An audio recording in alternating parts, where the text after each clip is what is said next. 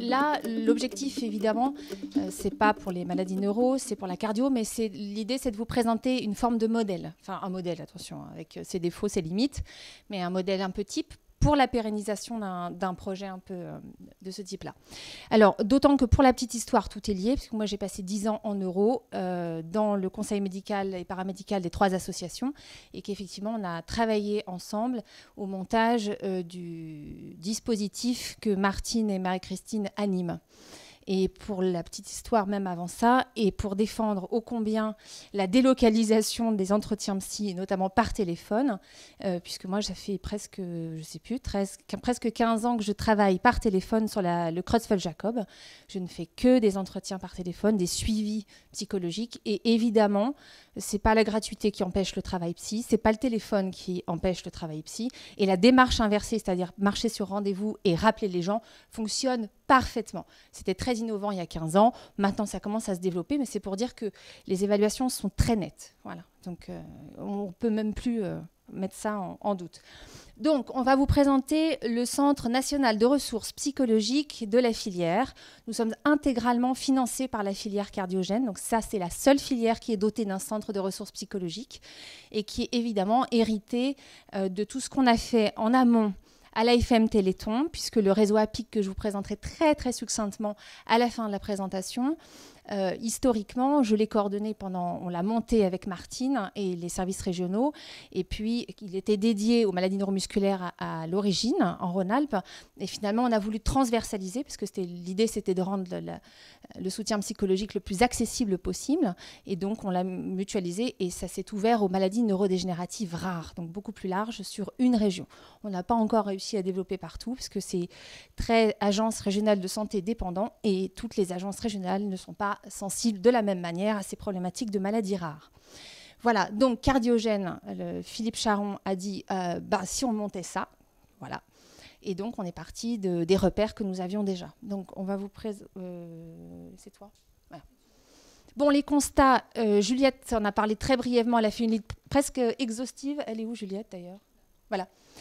Tu as fait une liste très exhaustive des gros problèmes que nous rencontrons dans la prise en charge psychologique, d'ailleurs en général pas que dans les maladies rares, mais encore renforcée, parce qu'il y a évidemment peu de psychologues dans les consultations hospitalières, en tout cas jamais suffisamment, que par ailleurs, de toute façon, quand on a un psy, et même s'il a un temps plein, eh bien, quand il faut faire 100 bornes aller, 100 bornes retour pour aller voir son psy une fois par semaine ou tous les 15 jours, il y a un moment, c'est trop de déplacements, trop de fatigue, trop d'organisation.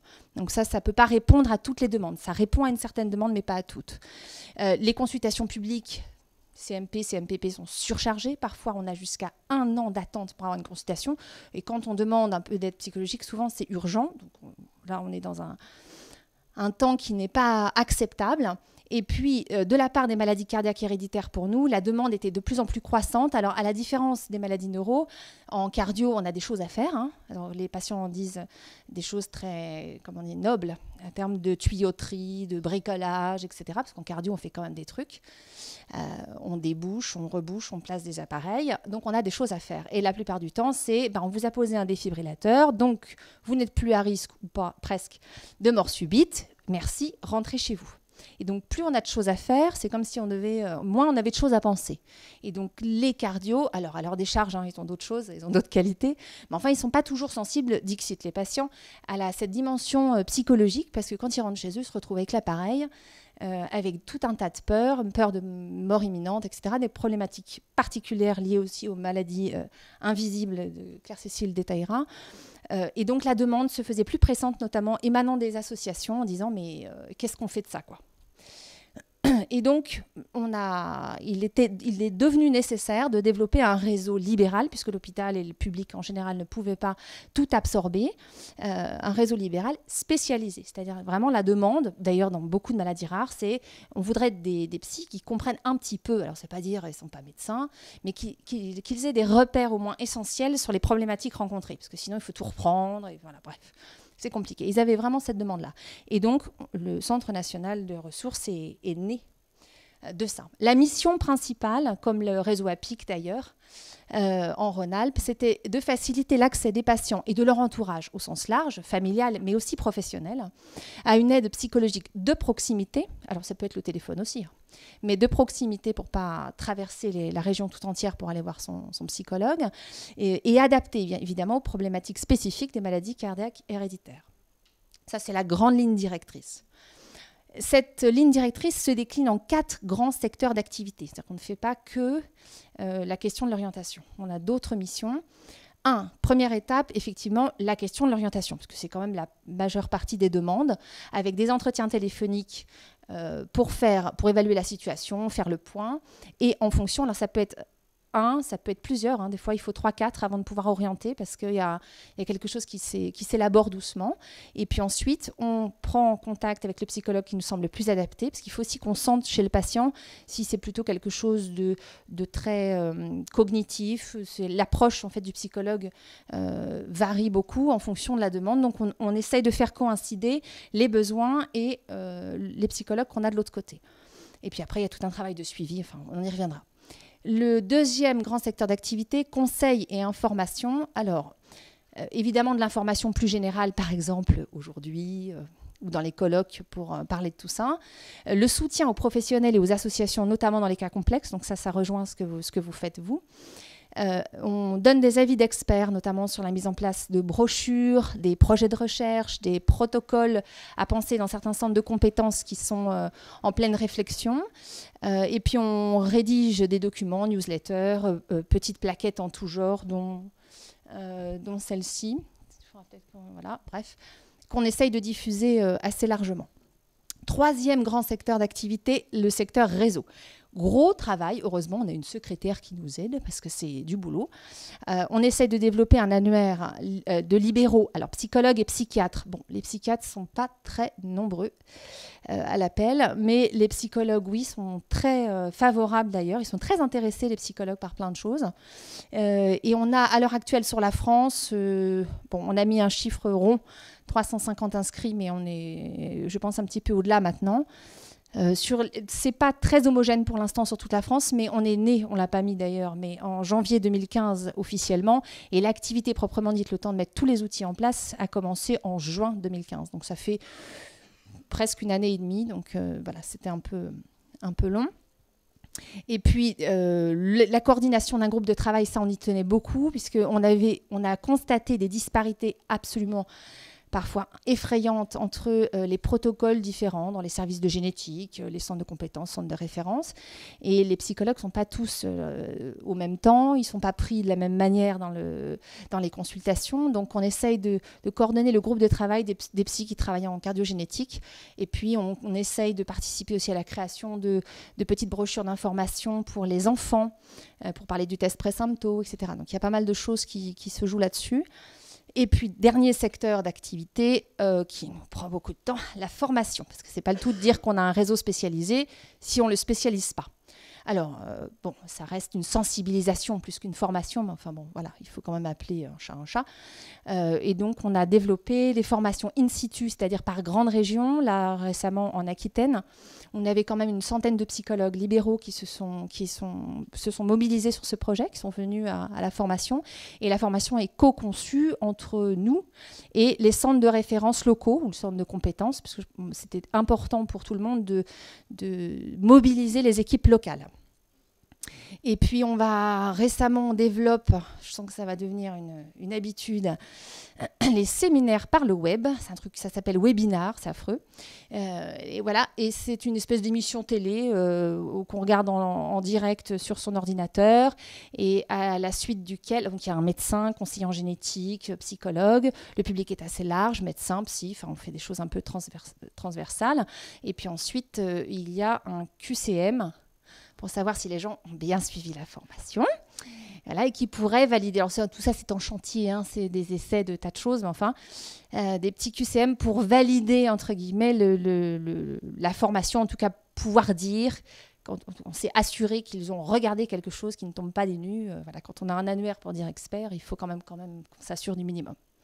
Voilà pour les 4 grands secteurs d'activité parce qu'au fur et à mesure de nos présentations, les camemberts évoluent. Au début, il était plus réparti.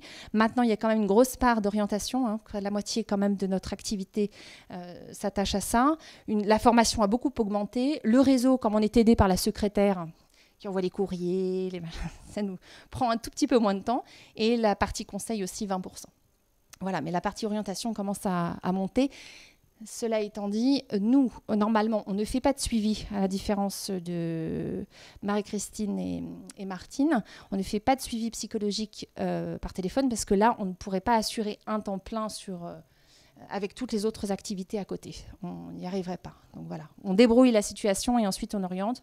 Bon, il y a un petit suivi parce qu'il y a une situation particulièrement complexe, le temps de passer le relais, mais voilà, ce n'est pas notre activité. Donc concrètement, comment on fonctionne? Donc la personne nous appelle, un appelant, on va dire ça peut être un patient, ça peut être un proche, ça peut être un professionnel. Donc prenons le cas plutôt d'un patient ou d'un proche qui nous appelle. On va évaluer la situation, la demande. Donc soit ça va être un entretien ponctuel, ou 2 ou 3, et puis c'est réglé. Soit ça va déboucher sur un travail d'orientation. Donc là aussi, ça peut être 1, 2 ou 3 entretiens pour bien comprendre et pour bien orienter, sachant que nous, du coup, on se met en contact avec nos psychologues dans le réseau. Enfin, on va voir lequel nous semble le plus adapté en fonction de sa situation géographique, de son approche, parce que vous savez que les psychologues, il y a plein d'approches. Donc voilà. Donc, on contacte le psychologue, on discute de la situation, on voit s'il a de la place. Enfin, on fait déjà le lien avec le psychologue. C'est pas juste donner une adresse et un numéro de téléphone. C'est pas juste, attendez, je regarde dans mon annuaire, voilà, vous pouvez contacter un tel. Nous, on contacte d'abord, on vérifie que le psychologue va pouvoir recevoir le patient. On vérifie aussi de ce qu'il peut dire de la situation, comment il la ressent, et si du coup ça peut coller ou pas. Voilà. Et c'est ensuite que nous, on rappelle notre patient, on le rappelle pour lui donner les coordonnées du psychologue en lui disant que le psychologue attend son appel, il a son nom, il attend son appel. Donc c'est le patient qui va contacter le psychologue en ville et puis nous restons en lien en fait avec les deux. C'est-à-dire que si le psychologue en ville n'a pas de nouvelles, il peut nous recontacter en disant écoutez, vous m'aviez dit que, mais il ne m'a pas appelé. Donc nous on va s'inquiéter et on va rappeler. En disant, voilà, je vous avais donné les coordonnées, est-ce que vous avez pu le contacter, pourquoi, enfin voilà, pour comprendre pourquoi ça n'a pas pris, parce qu'il y a généralement des raisons quand même pour lesquelles ça ne prend pas, et nous on peut retravailler dessus pour voir, voilà, pourquoi ça n'a pas pris. Donc on suit vraiment la situation. Pareil, hein, moi quand on a les patients, on leur dit toujours que, voilà, que nous on se permettra de le rappeler pour prendre des nouvelles. Donc ils savent qu'on peut les rappeler, voilà. Qu'ils n'hésitent pas à nous dire aussi quand ils ont pris contact, si ça se passe bien, si ça ne se passe pas, pourquoi ça ne se passe pas. Ne pas hésiter à revenir vers nous. Tu vois autre chose? Donc sur le plan des orientations, juste que pour vous ayez une idée, qui appelle là, de janvier à octobre 2016, nous avons eu 120 appels. C'est-à-dire nous avons géré 120 appels pour 45 demandes, dossiers, on va dire. Parce que chaque personne qui nous appelle, vous avez compris, ce n'est pas un appel unique. Donc, c'est généralement les patients. C'est là qu'on a le plus de demandes, c'est auprès de ces personnes-là. Les proches, beaucoup. Sachant qu'ils peuvent appeler aussi, que ce soit les proches ou même les patients. Parfois, le patient appelle pour lui, mais aussi pour son fils ou pour son enfant qui était présent lors de la première crise que la maman a fait. Donc, le fils est choqué, ne dort plus dans sa chambre, etc. Donc, elle va appeler pour elle parce qu'il faut qu'elle gère son angoisse à elle. Et en même temps pour son enfant parce qu'elle se dit, voilà, mon enfant, j'arrive plus, il dort plus dans sa chambre, il est angoissé et j'aimerais aussi avoir un suivi pour mon enfant. Donc, on va se retrouver avec une double demande pour une personne. Les proches, ça peut être le conjoint, ça peut être... voilà. Donc généralement, alors on reçoit aussi on peut orienter des mineurs. Hein. Donc ça, généralement, c'est un parent qui va appeler d'abord, qui va nous parler de l'enfant et selon l'âge de l'enfant, on peut les avoir au téléphone ensuite, mais selon l'âge. Un enfant de 7 ans, on ne va pas l'avoir au téléphone, on gère avec les parents. Voilà, quand le jeune a 16 ou 17 ans, enfin voilà, on peut l'avoir au téléphone. Les associations aussi peuvent nous appeler. Et puis les professionnels de santé, c'est-à-dire par exemple un psychologue qui est de consultation, qui va avoir quelqu'un à orienter, parce que dans sa consultation, il a rencontré une situation particulière, il aimerait orienter, et donc il fait appel à nous et à notre réseau pour avoir des adresses de psychologues, voilà, parce qu'on couvre a priori la France. Petit à petit, on va avoir un beau carnet d'adresses. Donc les principales demandes qui nous arrivent, on a essayé de les regrouper. Parce que finalement, il y a des demandes qui sont vraiment communes aux questions des maladies rares, et puis des demandes qui sont plus spécifiques aux maladies cardiaques et héréditaires. Donc dans les demandes plus communes, il y a la question de l'errance diagnostique, enfin les personnes qui contactent au moment aussi de cette errance diagnostique, du conseil génétique, donc, et du diagnostic, enfin suite à l'annonce du diagnostic. Il peut y avoir aussi les questionnements des parents au sujet de leurs enfants, du risque pour leurs enfants, ou de comment je dois parler à mon enfant, de ce que je traverse moi, des risques qu'il y aura pour lui, ou du conseil génétique, même qu'est-ce que je dois dire à mon enfant. La question de la culpabilité qui revient très très régulièrement, d'avoir transmis, de ne pas avoir reçu, voilà, tout ça. Au moment aussi de certains projets de vie, on en a entendu tout à l'heure, ça peut être aussi lors de projets de grossesse, la question toujours de la transmission génétique et des conséquences pour soi. Au moment d'une étape de l'évolution de la maladie qui va impacter le mode de vie, le quotidien de la personne, impact aussi sur l'entourage, la fratrie, le couple, les relations au travail, etc. Et puis plus spécifique en cardio, c'est la question des morts subites, donc mort subite récupérée ou mort subite d'un proche, donc mort subitement et des deuils un peu plus compliqués du coup à faire. Le moment de la pose du défibrillateur aussi, qui est un moment très anxiogène, avec la peur de choc inapproprié par exemple. Le fait aussi d'avoir une maladie invisible, je suis fatiguée, il y a beaucoup de choses que je ne peux plus faire, mais ça ne se voit pas et autour de moi on ne comprend pas. Sont des maladies qui sont très anxiogènes pour plusieurs raisons. On l'a vu parce qu'il y a le risque de mort subite. Donc, il y a des angoisses très fortes liées à la mort imminente, au risque de mort imminente. Et puis parce que les troubles du rythme, le cœur qui accélère, c'est un des signes de l'angoisse. Quand on angoisse, notre cœur accélère. Donc là, le cœur accélère et la personne ressent de l'angoisse sans vraiment comprendre pourquoi. Donc, il y a quelque chose, voilà, ce sont des maladies qui sont très anxiogènes. Et puis les contraintes liées à certains traitements et des difficultés parfois à observer certains traitements. Quoiqu'en fait, ça, on aurait pu le mettre dans d'autres maladies rares aussi. Je repasse le micro à Marie-Lise.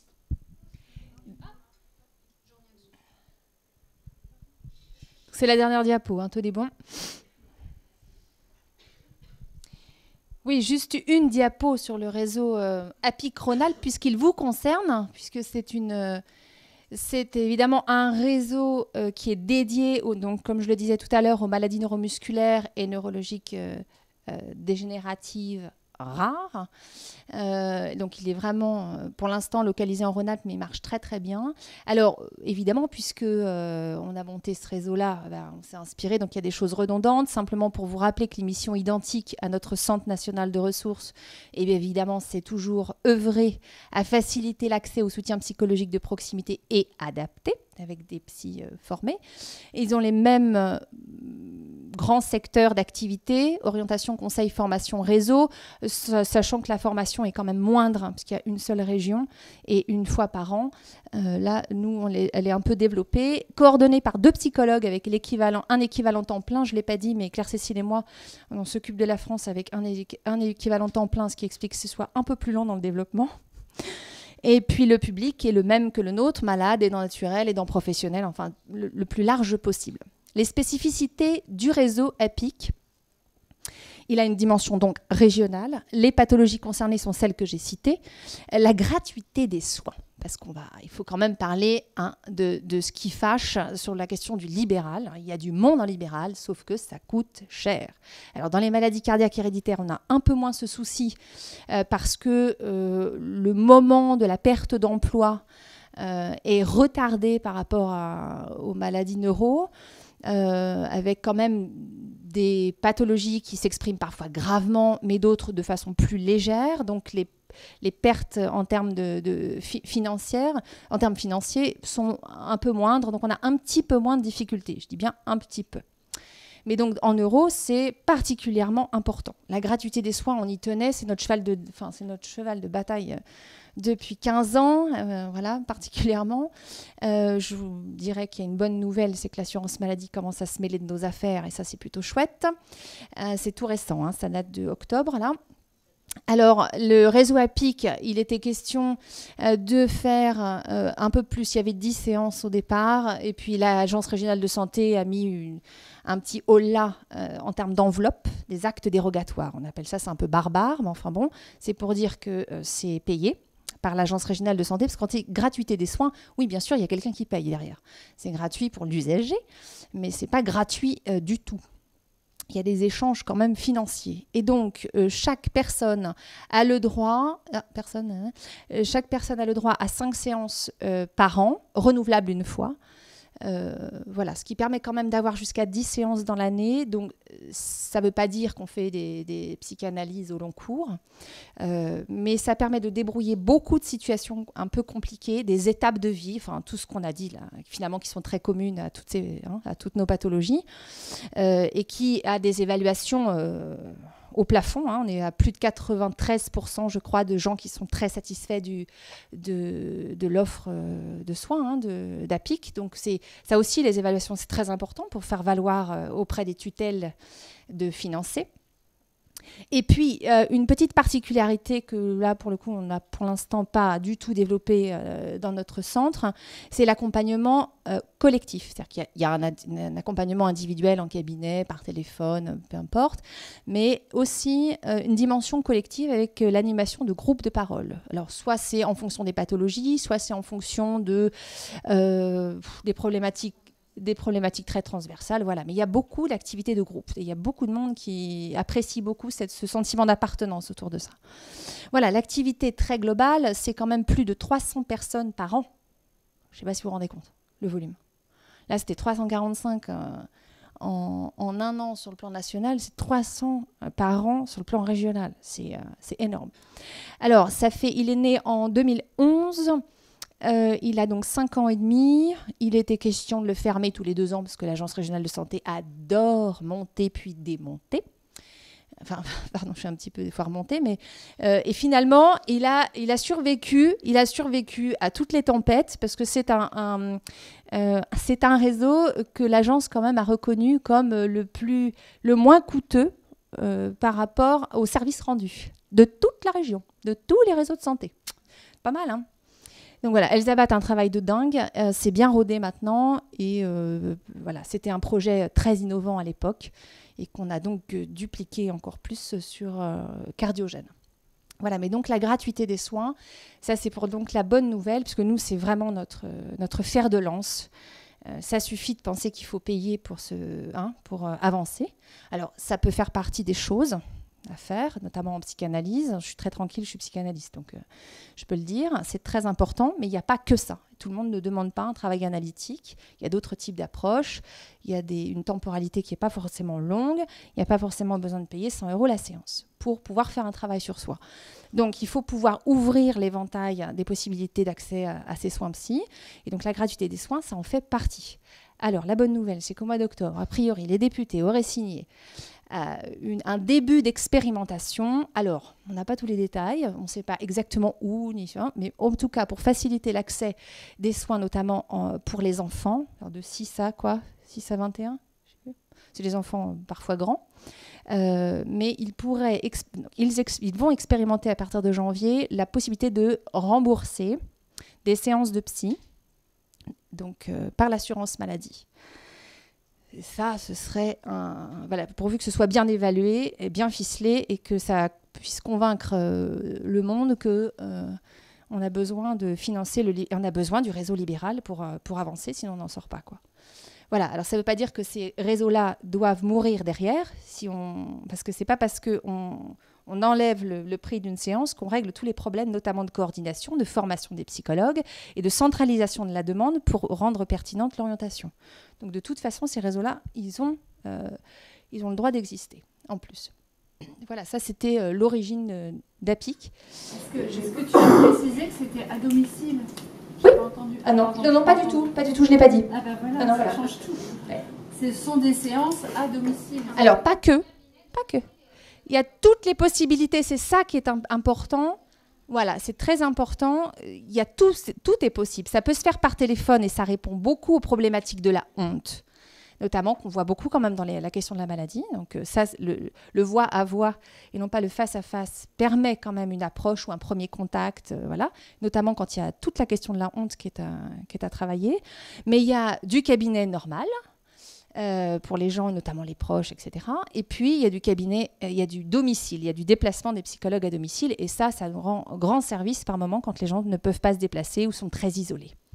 Voilà, donc c'est vraiment l'éventail le plus large possible qu'a mis en place APIC. Est-ce que ça va se développer dans d'autres régions? Alors, attention, sujet épineux. C'est initié par la FM Téléthon, il faut lui rendre grâce. Porté plus par Martine à l'origine et puis moi ensuite.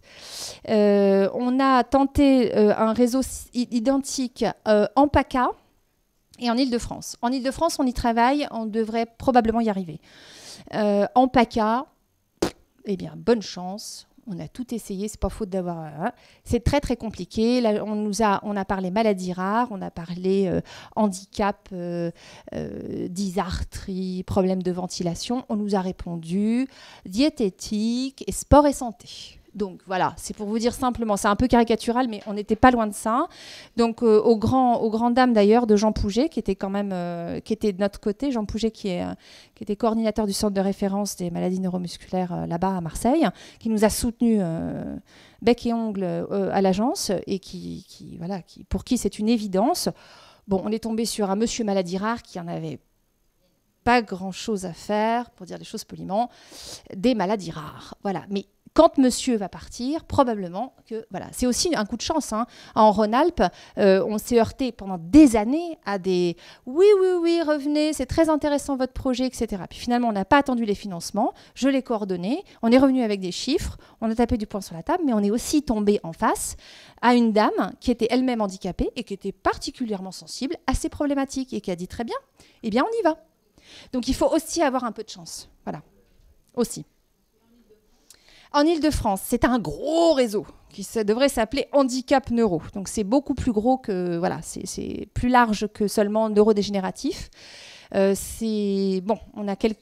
L'ARS nous a encouragés à travailler plus sur la question du handicap neurologique et que ce soit un réseau qui aide à l'orientation et à la prise en charge des cas complexes.